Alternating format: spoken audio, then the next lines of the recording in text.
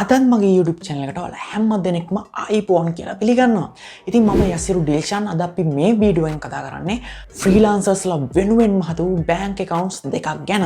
ඔයා Fiverr, Freelance, Upwork එහෙම නැත්නම් මේ මොන වගේ online platform එකක වැඩ කරත් ඔයාට පුළුවන් මෙන්න මේ account එක හදාගෙන ඔයාට credit card එකක් දක්වාම සෑහෙන ලොකු පහසුකම් ප්‍රමාණයක් මේ freelance account එකක් හදාගත්තොත් ඔයාට හම්බ වෙනවා. ඉතින් අපි කතා කරමු මොනවද මේ accounts වලින් අපිට මොනවද අලුතෙන් හම්බෙන්නේ freelancers ලා විදිහට වැඩ කරන ඔයාට මෙන්න මේ freelancer account කොච්චර දුරට වැදගත් වේද කියලා අද අපි වීඩියෝ එකෙන් කතා කරනවා. ඉතින් වීඩියෝ එක පටන් ගන්න කලින් අනිවාර්යයෙන්ම like එකක් දාලා අපිට thumbs up එකක් දෙන්න. එතකොට මගේ වීඩියෝ එක YouTube algorithm එකෙන් උඩට අරන් යන්න උදව් කරයි. එහෙනම් intro එකෙන් පස්සේ අපි යන් වීඩියෝ එකට.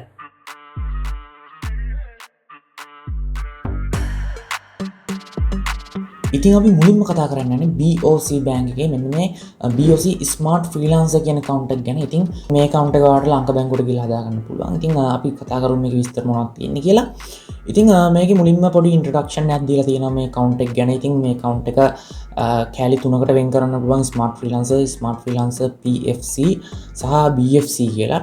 ඉතින් මේ ගැන විස්තර වෙනම පල්ලෙහා තියෙනවා. අපි බලමු මොනවද තියෙන්නේ කියලා. ඉතින් මේක ෆීචර්ස් වලට තියෙනවා මෙන්න මේ වගේ ලිස්ට් එකක්. ඉතින් පොඩ්ඩක් කියවගෙන යනවා. ඉතින් Sri Lankan rupees and 7 foreign currencies මේකේ පාවිච්චි කරන්න පුළුවන් කියලා තියෙනවා. ඉතින් මෙන්න මේ වගේ currencies ටිකක් පෙන්නනවා. ඉතින් ඊට පස්සේ තියෙනවා special exchange rate එකක් තියෙනවා කියලා කියනවා. ඉතින් මෙන්න මේ account වලට PFC සහ BFC account වලට තමයි ඒක තියෙනවා කියන්නේ. ඊට පස්සේ හොඳ පොලි අනුපාතකයක් තියෙනවා කියලා මෙයාලා කියනවා. ඉතින් මෙන්න මේ විදිහට දාලා තියෙනවා. ඉතින් ඊට පස්සේ අපිට මේකේ ස්පෙෂල් දේ තමයි බලා ගන්න හම්බෙන්නේ මෙන්න මේ ක්‍රෙඩිට් කාඩ් එක. ඉතින් සම්පූර්ණයෙන්ම ජොයිනින් ෆ්‍රී. ඒ කියන්නේ මේකට අපිට කීයක්වත් ගෙවන්න ඕනේ නැහැ මේ කාඩ් එක ගන්න. හැබැයි මේකට ඇනුවලි ගාණක් ගෙවන්න ඕනේ. එහෙම සීන් එකක් තියෙනවා. ඉතින් මේ ක්‍රෙඩිට් කාඩ් එකක් ඉෂුව කරනවා කියනවා. ඒ වගේම අපේ නම ඕනනම් මේ ක්‍රෙඩිට් කාඩ් එකේ ටයිප් කරගන්න පුළුවන්. එහෙම සීන් එකක් තියෙනවා. ඒක සාමාන්‍යයෙන් තියෙනවා ක්‍රෙඩිට් කාඩ් වලට. ඊට පස්සේ අපිට මෙතන තියෙනවා ඉක්මනින් ට්‍රාන්ස්ෆර් කරගන්න පුළුවන්ලු වීසා ඩිරෙක්ට් කියන ෆැසිලිටි එක හරහා. ඉතින් අපි PayPal වලින් එහෙම අපේ බැංක් එකට සල්ලි දානකොට වීසා ඩිරෙක්ට් හරහා තමයි එන්නේ මම දන්න විදියට. ඉතින් ඊට පස්සේ තියෙනවා මේ අපිට ස්පෙෂල් ඩිස්කවුන්ට් ගන්න පුළුවන් කියන කතාවක් ලැප්ටොප් ගනිද්දි කැමරා software tools වගේ දේවල් ගනිද්දි ඒ වගේ දේවල් තියෙනවා. මම දන්නේ නැහැ ඒක කොහොමද වෙන්නේ කියලා. මේක හරියටම ඔයාලට බැංක් එකට ගිහිල්ලා හරි මේ කට්ටියට කෝල් කරලා හරි හරියටම දැනගන්න පුළුවන් වෙයි. ඊට පස්සේ ඉන්ටර්නෙට් බැංකින් ෆැසිලිටි එක, ඊට පස්සේ account inquiry via ඊට පස්සේ තියෙනවා ස්මාර්ට් පාස්බුක් එක හරහා එහෙම නැත්නම් SMS alert ඒ වගේ දේවල් තියෙනවා කියලා තියෙනවා. e-statements එක ගන්න පුළුවන්. ඒ වගේම visa debit card එකක් හම්බෙනවා. ඒ වගේම මේ කට්ටියගේ deposit එක smart freelancer LKR account එකක් හදන්න 2500ක් යනවා. සහ මේ PFC සහ BFC කියන account හදන්න deposit එකක් ඕනේ නැහැ කියලා තියෙනවා. මට හරියටම අයිඩියා එකක් නැහැ මේ PFC සහ BFC එකේ අපිට කොහොමද පාවිච්චි කරන්න හොඳ කියලා. ඉතින් බැංකුවට ගියාට පස්සේ ඔයාට අයිඩියා එකක් ගන්න පුළුවන් මේ තුනෙන් මොකක්ද ඕපන් කරන්න ඕනි කියලා. ඉතින් ඒ වගේ දේවල් තමයි මේකේ ෆීචර්ස් විදිහට තියෙන්නේ. ඉතින් මේක අපිට පාවිච්චි කරන්න පුළුවන් මෙන්න මේ විදිහට කියලා තියෙනවා. මෙතන ඒ ගැන විස්තර ටිකක් දාලා. ඉතින් Sri Lankan individuals resident in Sri Lanka ඉතින් ලංකාවේ ඉඳලා සල්ලි වෙන කට්ටියට මෙන්න මේ එක පාවිච්චි කරන්න පුළුවන්. ඒ වගේම Smart Freelancer PFC කියන එක ලංකාවෙන් එළිය ජීවත් වෙන ශ්‍රී ලාංකිකයන් සඳහා තමයි කියලා තියෙන්නේ. ඒ වගේම Smart Freelancer BFC කියන account එක ලංකාවෙන් පිට non resident party එකකින් foreign exchange එකක් කරගන්න ඕන නම් ඒ වගේ සීන් එකක් තමයි මෙතන තියෙන්නේ. ඉතින් ඔයාලට මේ ගැන හොඳම අයිඩියා එකක් ගන්න පුළුවන් බැංක් එකට ගිහිල්ලා ඒ කට්ටියත් එක්ක කතා කරලා තමන් කරන්නේ මොනවද කියලා ඒ කට්ටියත් එක්ක කතා කරගෙන ඔයාලට පුළුවන් මේ කැමති account එකක් ඕපන් කරගන්න. ඉතින් මේකට දාලා documents මොනවද කියලා මෙතන තියෙනවා. ඉතින් අපිට මේකට ඕනි අපි ශ්‍රී ලාංකිකයන් වශයෙන් මෙතන තියෙනවා identity card එක copy එකක් ඕනි. එහෙම නැත්නම් valid passport එකක්. ඊට පස්සේ address verification document එකක් ඕනි. If the resident address difference from the NIC කියන්නේ ඔයාගේ ජාතික හැදුම් පතේ තියෙන address එකට වඩා වෙනස් address එකක නම් ඔයා ඉන්නේ අන්න එතකොට ඒ address verification document එකක් කියන්නේ ඒ කියන්නේ ඔයාගේ light bill එකක් වතුර bill එකක් වගේ එකක් මෙතනට පාවිච්චි කරන්න පුළුවන්. ඉතින් ඊට පස්සේ ඒ කට්ටිය බැංක් එකෙන් දෙන forms fill කරන්න ඕනි. ඉතින් ඒ වගේ දේවල් ටිකක් තමයි තියෙන්නේ.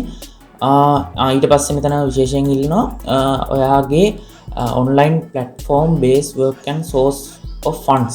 ඒ කියන්නේ ඔයා Fiverr, Upwork වගේ ඒවායේ වැඩ කරනවා නම් ඒ account information ඒ වගේම earning receipts, earning remit, bank statement ඔය වගේ දේවල් ටිකක් ඒ කට්ටිය ඉල්ලනවා. ඉතින් මේ ඔයාට මම හිතන්නේ ඩොකියුමන්ට් විදිහට නම් ගෙන්න ගන්න අමාරු වෙයි.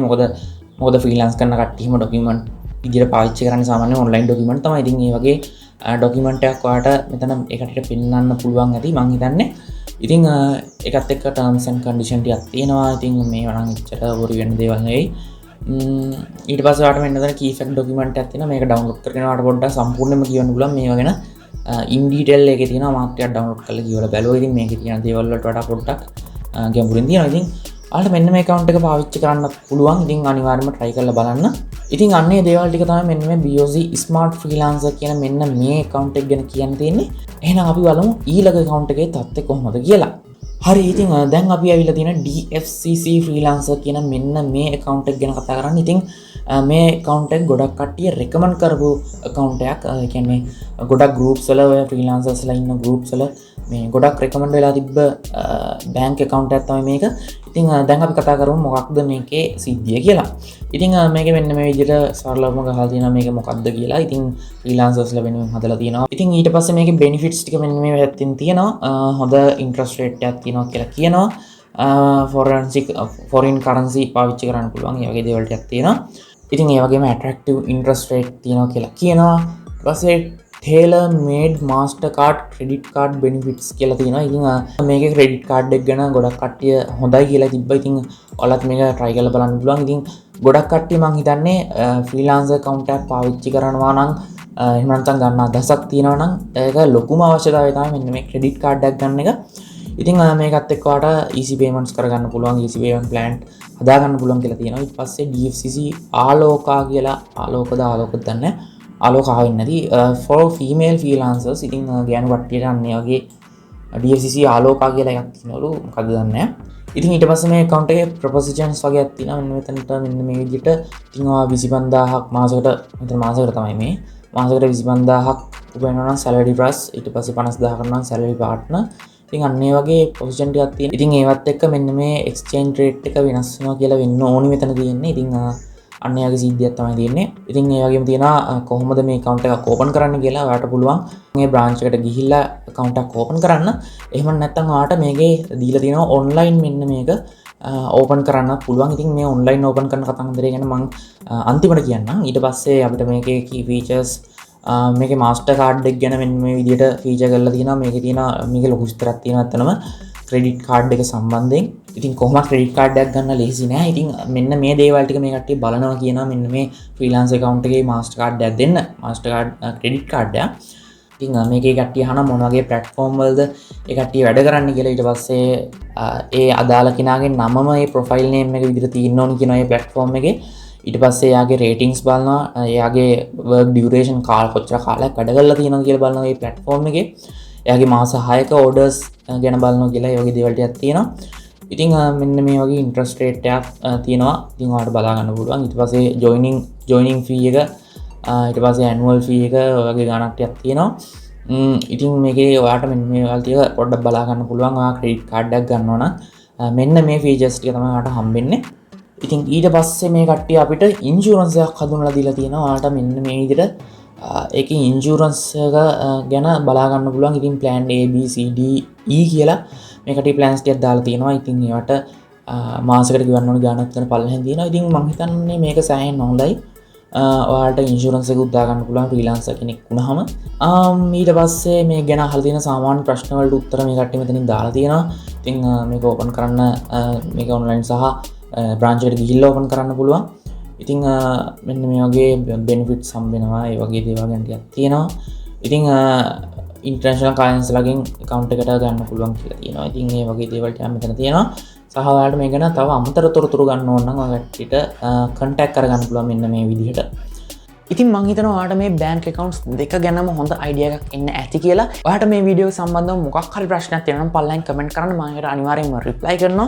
ඒ වගේම ඔයාලට මේ සම්බන්ධයෙන් වැඩි විස්තර දැනගන්න ඕන නම් ඒ banks වලට කතා කරලා එහෙම නැත්නම් WhatsApp මගින් පවා chat කිරීමේ අවස්ථාව දීලා තියෙනවා. ඒ වගේම ඕනෙම වෙලාවක ඔයාලට call කරලා මේ සම්බන්ධව විස්තර දැනගැනීමේ හැකියාවක් තියෙනවා. ඉතින් ඒත් එක්කම ඔයාලට මේ accounts online හදාගැනීමේ අවකාශයත් මේදී දීලා තියෙනවා. ඉතින් කොහොම වුණත් මම recommend කරනවා මේක branch එකට ගිහිල්ලා මේ කට්ටියත් එක්ක කතා කරලා මේ account එක හදාගන්න කියලා. මොකද online setup කරද්දී අපිට හරිම idea එකක් එන්නේ නැති වෙන්න පුළුවන්. අපි මොන වගේ account එකකටද apply කරන්න ඕනේ කියලා. මොකද මේ account එක අස්සෙත් තව categorize දෙක තුනකට සමහර ඒවා වෙන් වෙලා තියෙන හින්දා. ඉතින් අද වීඩියෝ ගැන මොකද හිතන්නේ අනිවාර්යෙන්ම පල්ලෙන් කමෙන්ට් එකක් දාන්න. ඔගේ යාළුවන්ටත් වීඩියෝ එක වටීවි කියලා හිතනවා මතක ඇතුව share කරන්න. එහෙනම් අලුත් වීඩියෝ එකකින් ඉක්මනටම හම්බ වෙනකන් ඔයාලා හැමෝටම සුබ දවසක්.